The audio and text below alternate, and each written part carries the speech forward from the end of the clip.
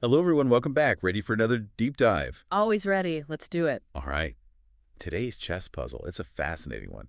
A real middle game kind of a It position. can trick me. We've got for white, pawn on e5, Okay. knight on g5, hmm pawn on a4, pawn on d4, queen on b3, pawn on c3, pawn on f2, pawn on g2, pawn on h2, rook on c1, and king on g1 for black.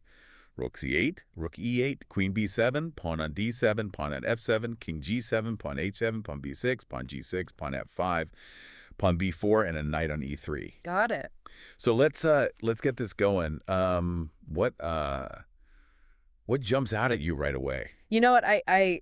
My eye immediately goes to that white queen on b3. Yeah. She seems so poised, Yeah. full of potential. Yeah, yeah. No, Uh, I totally agree. And I think black's knight on e3 feels very, very trapped. Ooh, yes. One wrong step. It's curtains. Exactly. Yeah, it does feel like black's pieces are a bit tangled up, don't they? They do, they do. Whereas white has this beautiful open diagonal for their queen. Right. So I think if we're thinking about white's goal here, it's not about an immediate checkmate. Mhm. It's about how do we crank up the pressure? How do we force the black king into a worse and worse position? Right. Creating maximum chaos for black, Exactly. leading to a winning advantage for white. And you know what? The beauty of this puzzle, the solution isn't some super complex combination. It's about this beautiful series of forcing moves that just exploit how cramped black is. Yeah. So after we've sized up the board, Yeah. is there a move that's screaming, "Play me"? Oh, absolutely.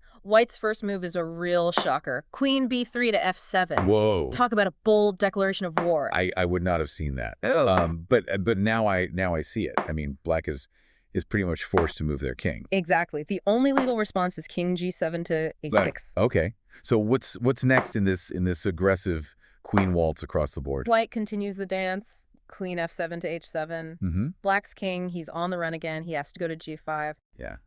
Black's king is getting chased all over the board. That's the plan. And now this is where white plays this seemingly quiet move, but it's deadly. Pawn h2 to h4. Interesting. I mean, it doesn't look like much, but I guess it cuts off more escape squares for the black king. Precisely. It's also preparing for a potential rook lift on the h-file. It controls g5, which the black king desperately wants to occupy. Black is forced to play king g5 to f4. It's like a slow squeeze, Uh, just tightening the noose around the black king. exactly. White keeps the pressure on with queen h7 to h6, driving the black king to e4. Oh, man. I can't believe how much ground white's queen has covered. She's a powerhouse in this position. White continues with queen h6 to e3, forcing black king to d5. Then it's queen e3 to f3, black king to e6. Finally, white delivers the knockout blow, queen f3 to b7. And there you have it. From b3 to b7, the queen has come full circle, leaving a trail of destruction in her wake. It's a masterclass in using a single piece to dominate the board. Thank you for listening.